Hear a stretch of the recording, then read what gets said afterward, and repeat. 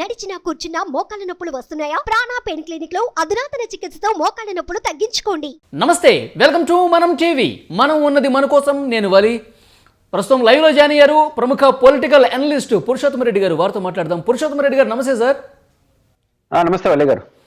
పురుషోత్తమ రెడ్డి గారు, వైసీపీ నుంచి రాజీనామా చేసే వాళ్ళ సంఖ్య పెరుగుతున్న పరిస్థితి కనిపిస్తోంది. వంశీకృష్ణ యాదవ్ జనసేన పార్టీలో ఆల్రెడీ జాయిన్ అయిపోయారు. జ్యోతుల చంటిబాబు, పిఠాపురం ఎమ్మెల్యే దొరబాబు, ఇంకా ఈ లిస్టులో కొంతమంది పేర్లు కూడా బయటకు వస్తున్నాయి సార్. అంటే ఈ వరుస రాజీనామాల పర్వాన్ని ఏ విధంగా చూడాల్సిన అవసరం కనిపిస్తుంది? ఎందుకంటే ఇన్ఛార్జీల పేర్లు మార్చడం కావచ్చు, టికెట్ రాని వాళ్ళ పేర్లు బయటకు రావడం కావచ్చు, అసంతృప్తుల సంఖ్య అనేది పార్టీలో కనిపిస్తోంది. ఎట్లా చూడాలి ప్రస్తుత పరిస్థితిని? వర్తమాన రాజకీయాలలో ఎమ్మెల్యేగా ఉండడం లేదా ఎంపీగా ఉండడం, పదవిలో ఉండడం అనేది కీలకం. గతంలో పార్టీ పదవి కూడా ఈక్వల్ టు పవర్లో ఉన్న పదవితో ఉండింది. ఇప్పుడు 10 రోజులు పోయినాయి. ఇప్పుడు పవర్లో ఉన్న పదవే చాలా ఇంపార్టెంట్. అందులోనూ ఒకసారి అధికారానికి అలవాటు పడిన వాళ్ళు అంతకు భిన్నంగా ఏం ప్రవర్తించరు. కాబట్టి ఈరోజు వైఎస్ఆర్ కాంగ్రెస్ పార్టీ పవర్లో ఉంది. ఇక్కడి నుంచి సీటు రానోళ్ళు కానీ తమకు ఇష్టం లేని నియోజకవర్గానికి పంపించిన వాళ్ళకు ఉన్న మార్గాలు 3. ఒకటి, ఇష్టం ఉన్నా ఇష్టం లేకపోయినా ఆ పార్టీలో కొనసాగడం, లేదా కెపాసిటీ ఉంటే ఒంటరిగా పోటీ చేయడం, 3వ ఆప్షను ఇంతకన్నా బెటర్ అవకాశం ప్రతిపక్షంలో ఉంటే ఆడికి వెళ్ళడం. ఈ 3 మార్గాలు తప్ప ఏమీ లేవు. అక్కడే ఉండి అసంతృప్తిగా ఇంట్లో కూర్చొని ఏడ్చుకునే రోజులు పోయినాయి. కెపాసిటీ ఉంటే డిస్టర్బ్ చేస్తారు, లేకపోతే పక్క పార్టీలో చేరతాడు. వైఎస్ఆర్ కాంగ్రెస్ పార్టీలో 2023 డిసెంబర్ ఎండింగ్ వరకు ఈ వలసలు జరుగుతాయి. ఎందుకంటే ఫైనల్ చేసే పరిస్థితిలో ఉన్నాడు క్యాండిడేట్లు కానీ అన్నిట్లో. తెలుగుదేశం ఇంకా ఆ ప్రాసెస్ ప్రారంభం కాల. తెలుగుదేశం 2 రకాల సమస్యలు వస్తాయి. జనసేనకి ఎన్ని సీట్లు ఇస్తాడు, రెండోది తాను ఉన్న అభ్యర్థులు మార్పులు చేర్పులు చేస్తాడా, లేదా వైసీపీ వచ్చే వాళ్ళకి కొంతమందికి సీట్లు ఇస్తాడా. ఇవి వచ్చినప్పుడు తెలుగుదేశంలో అసలు కథ మొదలవుతుంది. తెలుగుదేశంలో ఆ ప్రాసెస్ స్టార్ట్ కాలేదు కాబట్టి ఇంకా ఆడ అసంతృప్తులు లేదు. వైసీపీలో ఆ ప్రాసెస్ స్టార్ట్ అయింది కాబట్టి సహజంగా చేరిన వంశీకృష్ణ యాదవ్ చెప్తున్నారు సార్, అసంతృప్తి అనేది చాలా బాగా పెరిగిపోయింది వైసీపీలో. రాజీనామాలు చేసే వాళ్ళ సంఖ్య ఇంకా పెరిగే అవకాశం కనిపిస్తుంది. జనసేన కావచ్చు, టీడీపీ కావచ్చు, చాలా మంది వెళ్తారు అని చెప్తున్నారు ఆయన. మిగతా పార్టీలకు వైసీపీకి తేడా ఏంటంటే, అసంతృప్తి ఎమ్మెల్యేలకు ఉంది అంటే అంతకన్నా దారుణం ఇంకోట్లేదు. వైసీపీ ఎమ్మెల్యేలలో చాలా మంది ప్రభుత్వం యొక్క రూట్ మారిపోయింది. ఎందుకంటే సంక్షేమ పథకాలు, సచివాలయాలు, ప్రభుత్వ యంత్రాంగం కీలక పాత్ర పోషించడం, పార్టీ యంత్రాంగాన్ని పక్కన పెట్టడం వల్ల ఎమ్మెల్యేలకు పని లేకుండా పోయింది. ఈ పని లేకుండా పోయింది కాబట్టి ఏరియా ప్రైవేట్ పనులు ఎంచుకున్నారు. దానివల్ల ప్రజల్లో నష్టం తెచ్చుకున్నారు.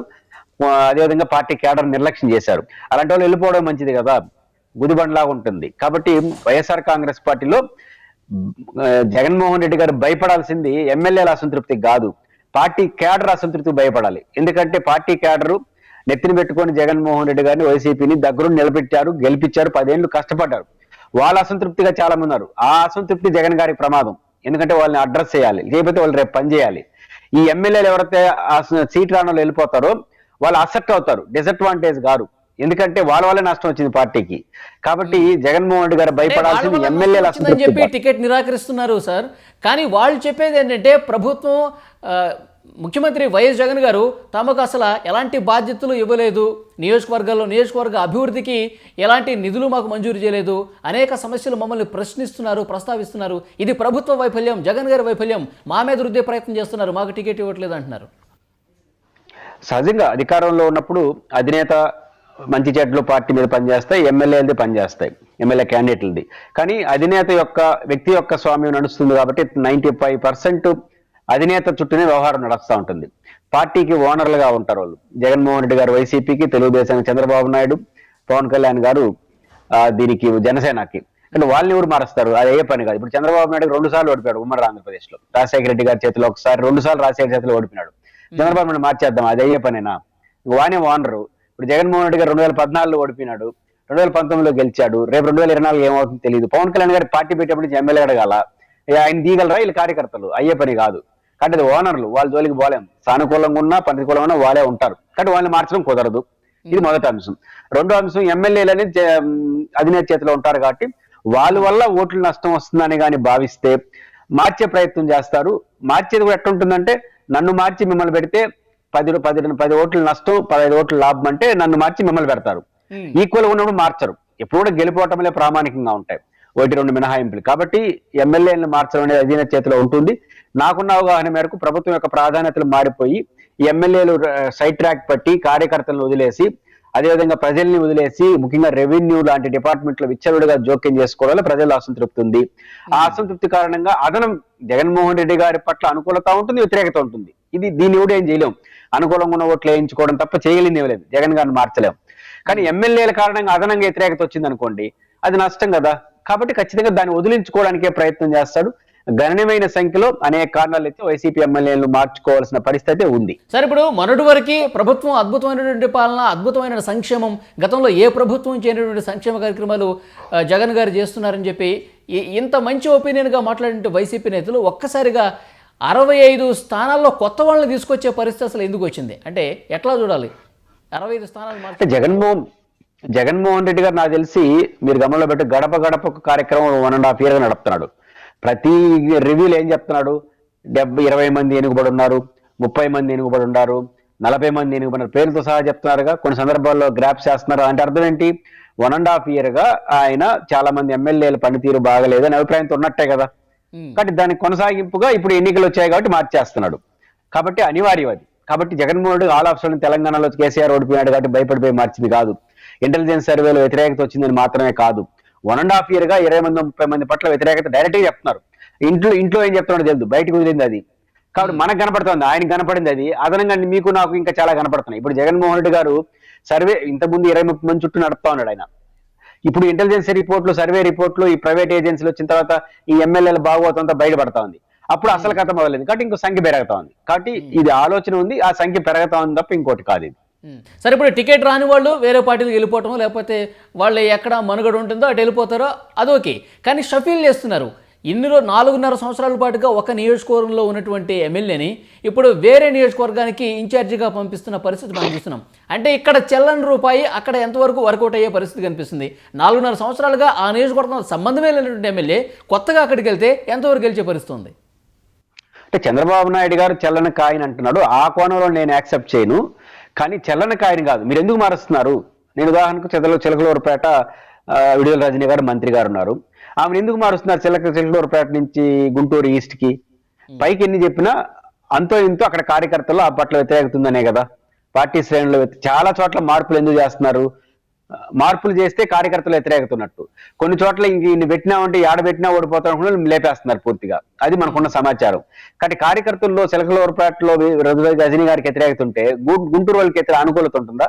ఎందుకంటే ఆనుకోని ఉంటుంది నియోజకవర్గం. కాబట్టి నాకున్న అవగాహన మేరకు కొంత ఇక్కడ వాళ్ళు కోప్పడి, ఇక్కడ ఉదాహరణకు చిలకలూరుపేటలో ఆమంటే వ్యతిరేకత ఉండేవాళ్ళు కోపం తగ్గుతుంది కదా, కొత్త ఆయన వస్తే ఉంటుంది ఉంటుంది కదా. కాబట్టి ఇక్కడ మ్యాచ్ అవుతుంది. కానీ ఆడిపోతే గుంటూరులో వ్యతిరేకత వస్తుంది కదా. చిలకలూరుపేటలో కార్యకర్తలకు దూరంగా ఉన్న మంత్రి గారు గుంటూరులో కార్యకర్తల దగ్గరగా ఉంటారని భ్రమపడతారు వాళ్ళ. కాబట్టి ఈ సఫిలింగ్ అనేది పెద్ద సక్సెస్ కాదు, 99% సక్సెస్ కాదు. సఫిలింగ్ అనేది పెద్ద ఉపయోగపడదు.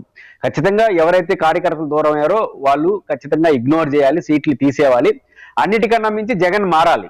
ఇప్పుడు జగన్మోహన్ రెడ్డి గారు మారకపోతే ఇవన్నీ కుదరదు.